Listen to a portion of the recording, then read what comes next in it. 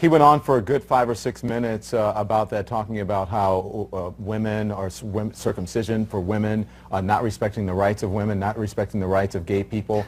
And what's your reaction? And then we'll talk.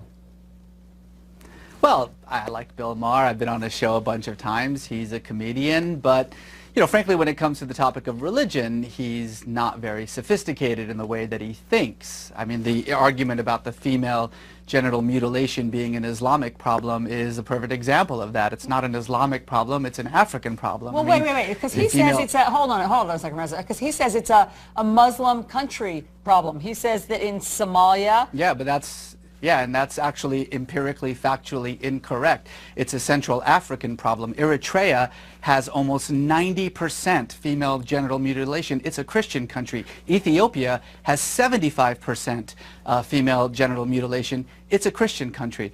Nowhere else in the Muslim majority states is female genital mutilation an issue.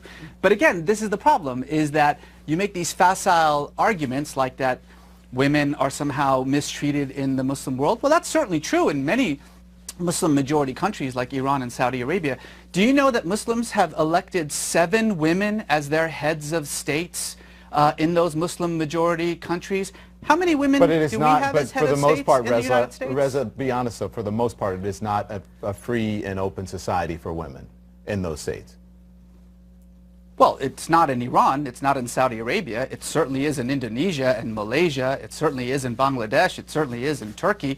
I mean, again, this is the problem, is that you're talking about a religion of 1.5 billion people, and certainly it becomes very easy to just simply paint them all with a single brush by saying, well, in Saudi Arabia they can't drive, and so therefore that's somehow representative of Islam. It's representative of Saudi Arabia. But in Iran, they don't have... I mean, I think that Bill Maher's point is that these aren't extremists. We often talk about extremists and that we should crack down on extremists, and why aren't Muslims speaking out about extremists? In Saudi Arabia, when women can't vote and they can't drive and they need permission from their husband, that's not extremists. Why aren't we talking more about what... That's not extremist, that's commonplace. Why don't we talk more about the commonplace wrongs that are happening in some of these countries? It's extremist when compared to the rights and responsibilities of women, Muslim women around the world. It's an extremist way of dealing with it. But it's not extremist in that. It's not extremist in that country. In Saudi Arabia, that's the norm. Oh no, it's not. I mean, look, Saudi Arabia is one of the most, if not the most extremist Muslim country in the world. In the month that we've been talking about ISIS and their terrible actions in Iraq and Syria, Saudi Arabia, our closest ally, has beheaded 19 people. Nobody seems to care about that because Saudi Arabia sort of preserves our national interests. You know, this is the problem, is that these kinds of conversations that we're having aren't really being had in any kind of legitimate way. We're not talking about women in the Muslim world. We're using 2 or 3 examples to justify a generalization. That's actually the definition of bigotry. All right, fair enough. Does Islam promote violence? Islam doesn't promote violence or peace. Islam is just a religion, and like every religion in the world, it depends on what you bring to it. If you're a violent person, your Islam, your Judaism, your Christianity, your Hinduism is going to be violent. There are marauding Buddhist monks in Myanmar slaughtering women and children. Does Buddhism promote violence? Of course not.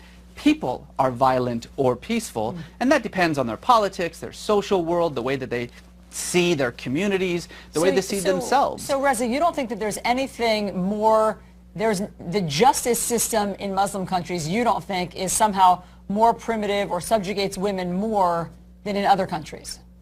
Did you hear what you just said? You said in Muslim countries. I just told you that Indonesia, women are absolutely 100% equal to men. In Turkey, they have had more female representatives, more female heads of state in Turkey than we have in the United States. But in Pakistan, stop saying things like Muslim countries. Women are still being stoned. And that's a problem for Pakistan. So You're in other words, so let's criticize Pakistan. I just want to be clear on what your point is, because I thought you and Bill Maher were saying the same thing.